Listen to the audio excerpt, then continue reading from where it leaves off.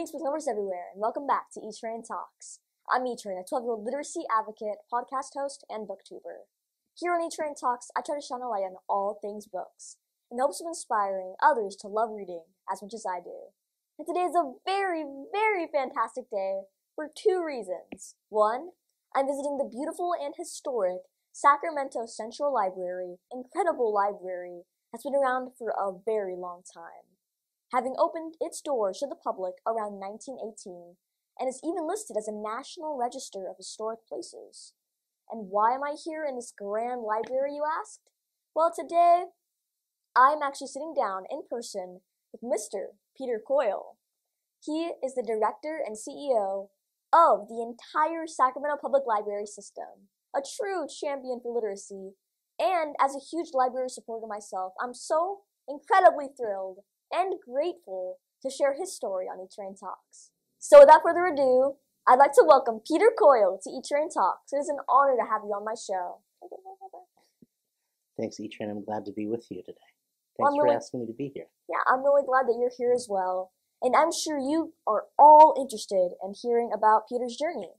So let's just start off with a little bit about the Sacramento Central Library. So I read that it actually is a Carnegie library. Can you tell us a bit about its history? Yeah, so this library was built, like you said, it's a Carnegie library. And Carnegie libraries are libraries that were funded by Andrew Carnegie, who is a philanthropist. He made his money in the steel trade in Pittsburgh, in Pennsylvania. And as an immigrant from Scotland, he founded or he gave money to cities and other organizations to build libraries. And I went to our Sacramento room and found a little pamphlet, a talk someone wrote about the history of the Sacramento Library. This was a paper that was read to the Business Women's Club in 1923 by a woman by Caroline Winslow. And in her talk, she told people about the history. And she says that in May 1913, a group of people called the Veteran Knights of Pythias, and that was a group that was founded to help America come back together after the Civil War. So this group of people got together and they wanted to build a library. So they wrote a letter to Carnegie and asked him for funding. And he wrote back on March 11th, 1914, that he would give $100,000 to build this building. And there are some stipulations. When Carnegie gave money for libraries, he usually matched the money or asked the town or the group to purchase the land and maybe do some other things. So it was really a partnership with Carnegie. So he gave $100,000, and then the city commissioner here in Sacramento raised $300,000. That's awesome. Yeah. And the architect here is a guy named Loring Rixford, and he was from San Francisco. And they had a competition, and he designed this building. And it was built in 1918, and it had a reception in April, but it wasn't formally dedicated till October. And so this building was built, and it served the residents of Sacramento. And about 30 years ago, actually 30 years this year, the library was expanded and opened for the expansion as the rest of the library. So it is really great. There are a lot of Carnegie libraries in America, and we're really lucky to have one here in Sacramento. We certainly are. That is such a rich history. I had no idea. I've seen this library many times before, but I had absolutely no idea that there was just so much behind this majestic building. Yeah, it's very fascinating. Yeah, and now let's talk a bit about you, because we are here today with you. So my first question for you is, I read that you actually were born in Sacramento and lived here until you were about 9 years old. So you also got your first library card at the Sacramento Library. And is this true? And have you always been a lover of books and reading from the day, not necessarily the day you were born, but when you were really young? Yeah, so it is true. I did get my first library card.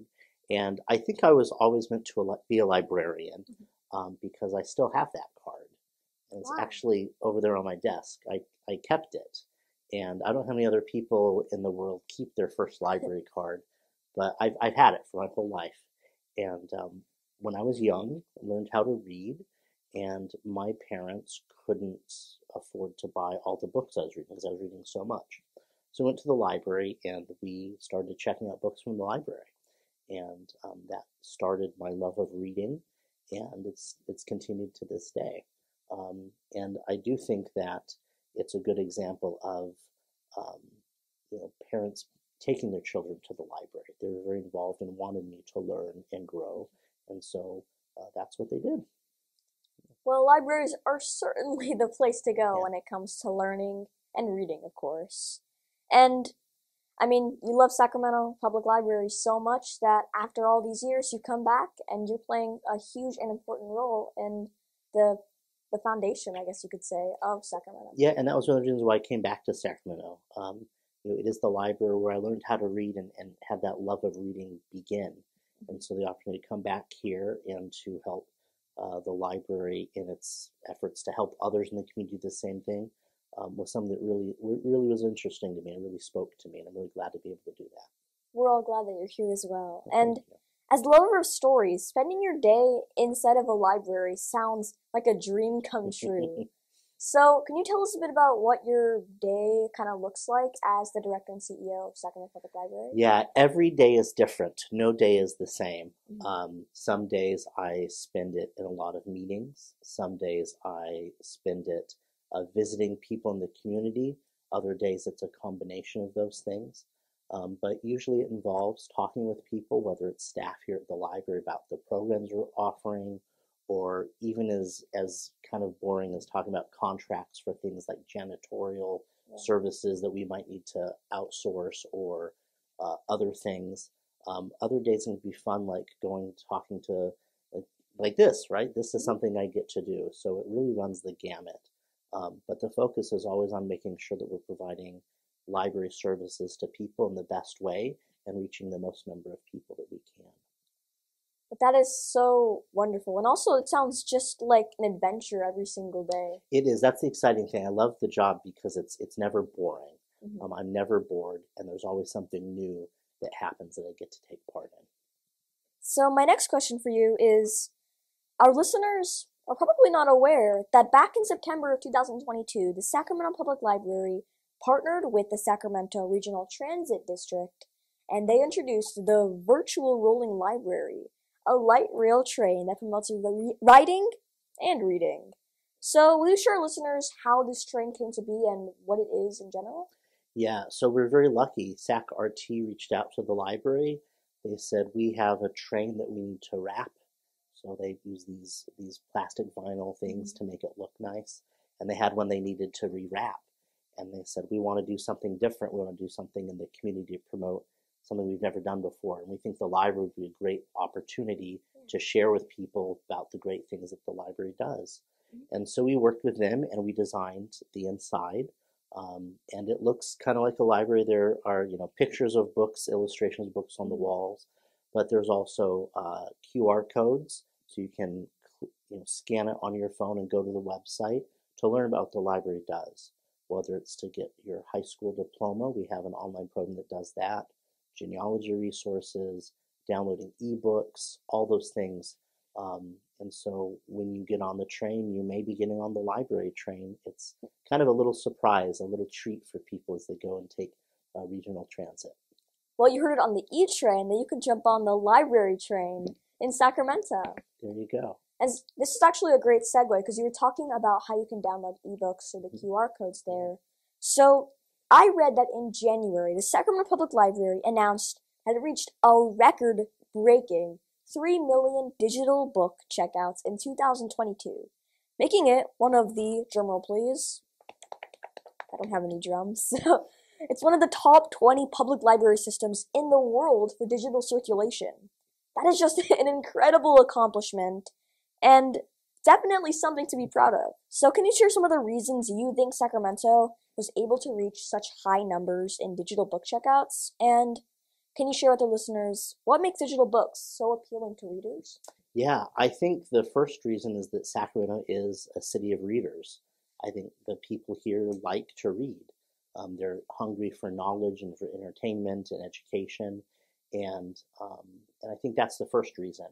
And the second is it's so easy, right? You can just download the Libby app, put in your library card, number and look at the book you want and download it. So I think those are probably the two key reasons. People love books and it's easy to get them. Yeah. And so we're very lucky that we have people that use the library so much.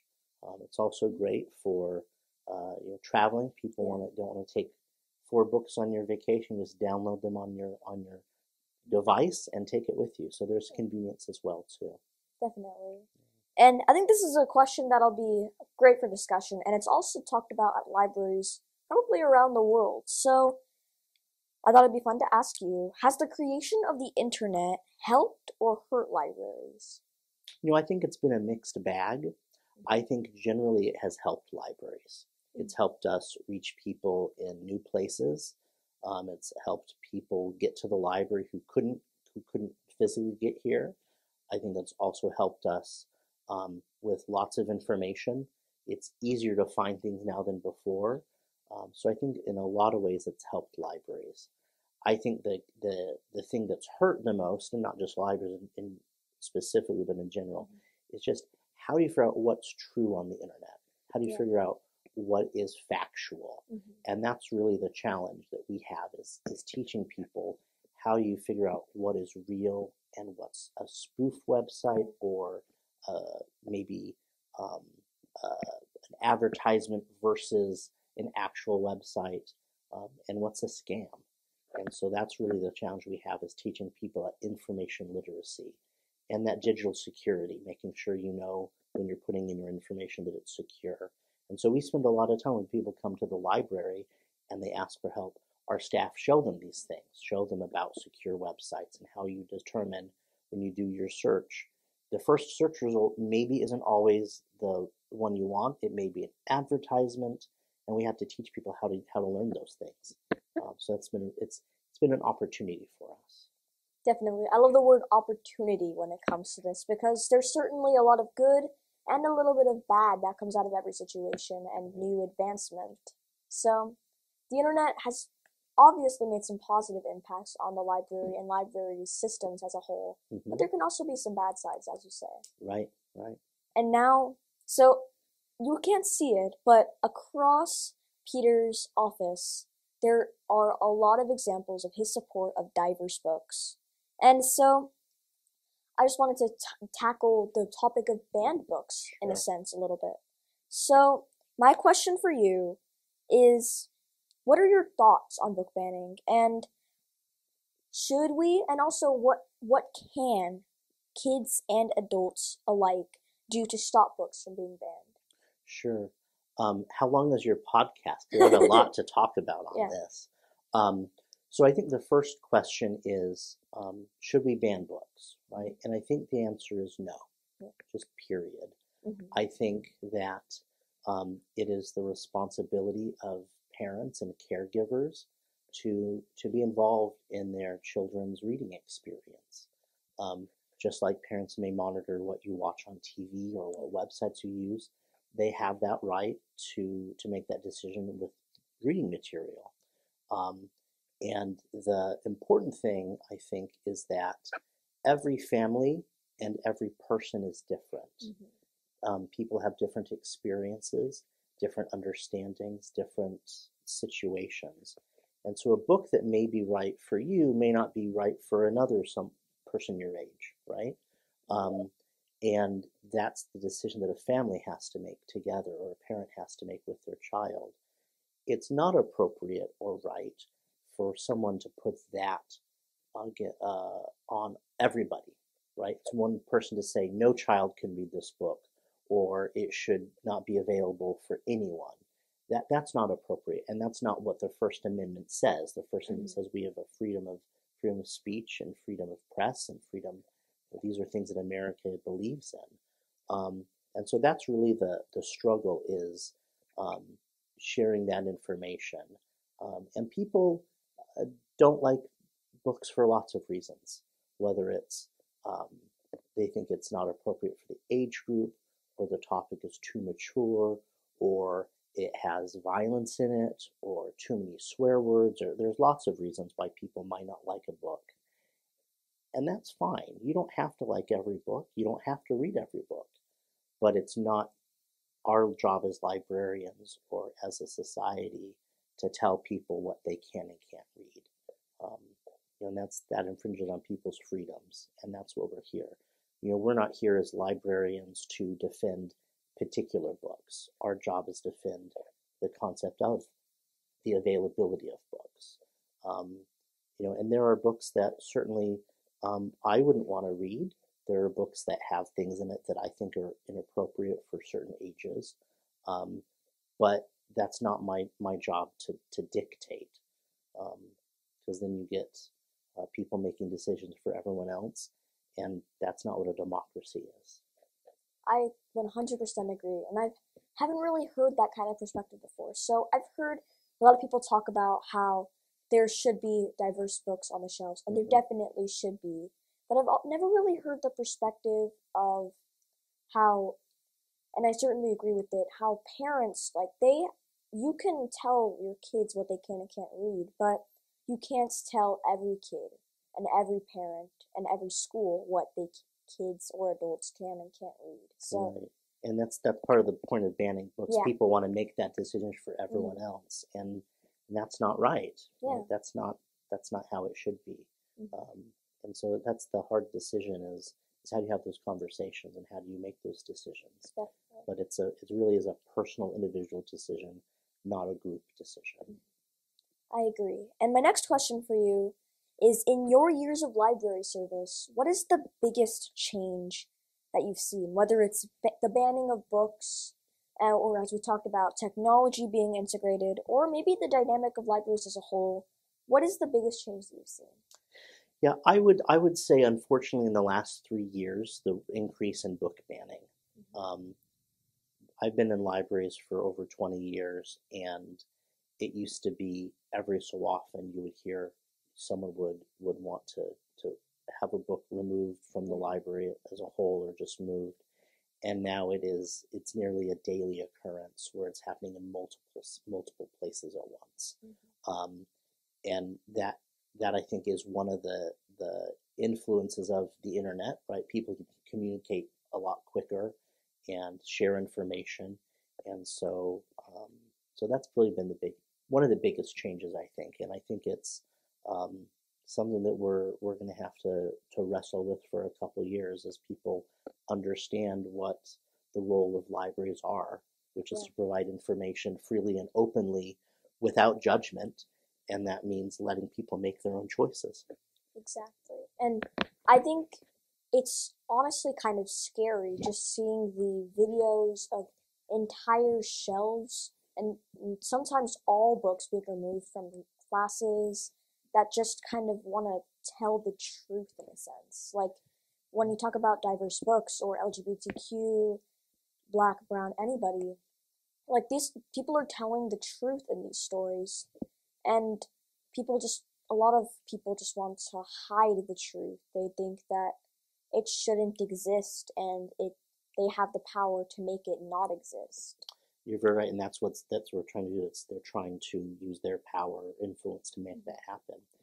And the scary thing too is it's not just the book removal now. There are places where legislation bills in the state legislatures are being proposed that would fine librarians, and in some cases charge them with very serious crimes with the potential for being put in jail if they provide information, or if someone asks for a book to be removed and it's not removed right away. Some places they're proposing fining libraries per day that the book remains on the shelf. And that is something that I don't think we've ever seen in America. We've seen in other countries and other aspects of life, but it's getting to be a very scary situation for people in my profession. It is scary, and I know some people, some librarians have lost their jobs. Library boards have fired librarians for not doing these things because the library boards think they should, because they have this belief that books should be banned. And so it's a very troubling time. And I think people are trying to find out their way of how to navigate these things, because it's complicated. But I think we have calm, rational discussions about it, we can understand the situation. Because these decisions are made based a lot on emotion and belief, not on fact and rational choices. And that's when you have people coming at it from different perspectives, it's hard to have a common understanding. Yeah, that is so. I don't think you can really put that into words. Just the sheer. I mean, it's frightening, to be honest, and it's also kind of shocking. I had no idea just the amount of not necessarily books being banned, but also librarians getting in trouble for these sort of things. And it's kind of twisted in a way because people try and use these amendments, like the First Amendment, for instance, freedom of speech. They think that it should only really apply to what they believe. Like some people use freedom of speech like it only works but for what they want. Right, and that's not what it's about, right? Yeah. That's the opposite of what it's about. Mm-hmm. Yeah, you're very, very right. So my next question for you is, so I've imagined that you have had the chance to meet some amazing people in your life as you've been in the library business, I guess you could say, for over 20 years. Mm-hmm. So you probably, well, I think you've met some pretty cool people like authors, other literacy advocates, and reading enthusiasts. So I'm just curious, is there one person that you've met that holds a special place in your heart? Wow, that's a really good question. I would say probably I had the opportunity, James Howe, and he's written the Bunnicula books. And I met him a couple years ago. I was in New Jersey, and I was invited to go to the publisher, had an event in New York City, and I got to go meet him as he talked about his new book that he was publishing. And I went Bunnicula and The Celery Stalks at Midnight and Holiday Inn and that series of books. Those are some of my favorites when I was reading chapter books to start. And so it was really great to meet him. And that was probably the most impactful for me because he was one of my earliest book heroes as an author. I read everything he wrote because I just loved them. So that was probably the greatest opportunity I've had. That sounds like such a, like, it kind of puts things into perspective. Like, you start out as a kid reading an author's books, and then you're an adult, and you finally get to meet him, and it's kind of all full circle. Yeah, it was really great. And he was such a nice man, too. He was really, really, really loves what he does, and it was nice to meet him and hear his stories about his writing experience. That's so sweet. Yeah. And now, kind of on the topic of children's books, well, it is there one children's book that has made the biggest impact on your heart and maybe your life? You know, when I was younger, I really loved The Wizard of Oz. And that was probably, interestingly enough, one of the things that when I first learned about book series, right? I didn't realize that books were a series. Like, I kind of knew that picture books like Curious George, you could get those, but I didn't know that chapter books and novels came in multiple installments. Yeah.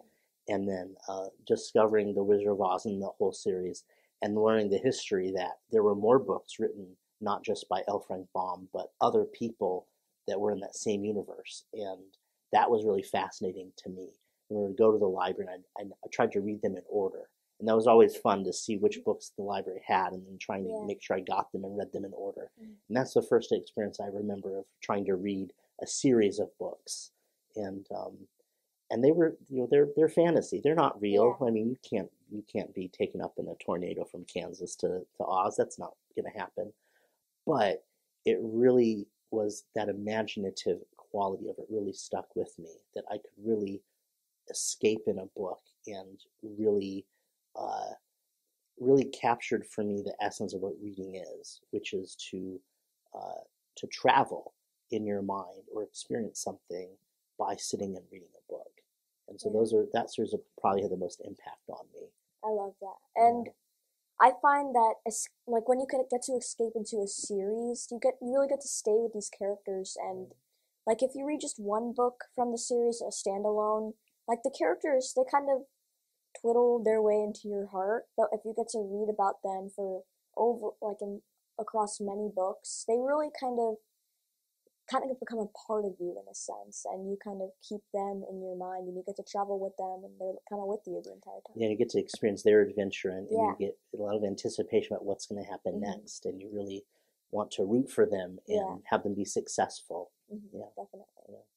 So now it's time for my final question of the interview. Okay. This has been so much fun. This is a question I ask every single person I've ever interviewed.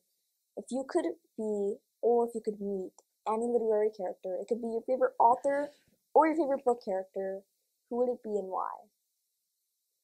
Wow, that's a very difficult question. There are so many different books that I read and characters I've met in the reading. I think I would probably want,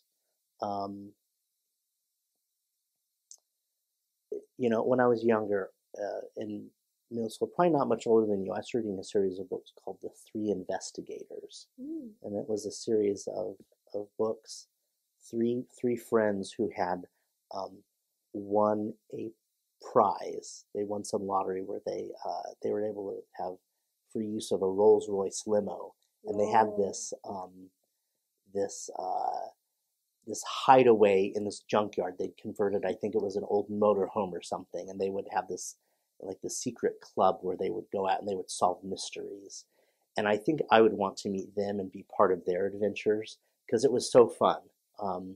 And it's if we're talking about anything and everything literacy, I think that would be fun to be able to have that sort of adventure and sounds like a lot of fun. Yeah, and solve mysteries together and ride around in a Rolls Royce. And remember, I think Alfred Hitchcock was somehow involved. So I think I would probably want to be part of that little team and have adventures with them. So were they old enough to drive a Rolls Royce? No, that's why they had someone else. That person drove them around as a chauffeur, and he kind of showed up as a character in the books too. But it would be fun to have those kind of adventures. That does sound like a lot of fun. And I've not read the Three Detectives books, but that's a series that should be on my radar.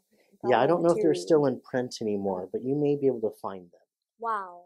It has been amazing talking to you, Peter. This has been so much fun, and hearing your story has been so inspiring, and it's cool to know the story of the director and CEO of the Sacramento Public Library, because I've gone to the Sacramento Public Library my entire life, and just kind of getting to know you a little bit and hearing who you would love to meet, a literary character you'd love to meet. It's just so, I guess awesome is the word. And yeah, thank you so much for joining me today. I'm so moved by all that you do for literacy, supporting diverse books, and reading diverse stories as well. And I mean, I know I'm just a kid, and it might not mean much, but just keep on being you and keep on leading the best library system out there. I cannot wait to just go right into the central library, and I know that I'll immediately discover my brand new favorite story there. I always do. So thank you so much for joining me today, Peter. Great. Thanks for having me. It's been a pleasure to talk with you. It's been a pleasure. Thank you for doing what you do to promote reading. I really appreciate it. Thank you. So yeah, keep on reading, everybody, and I will see you in the next one. Don't forget to go to the Sacramento Public Library.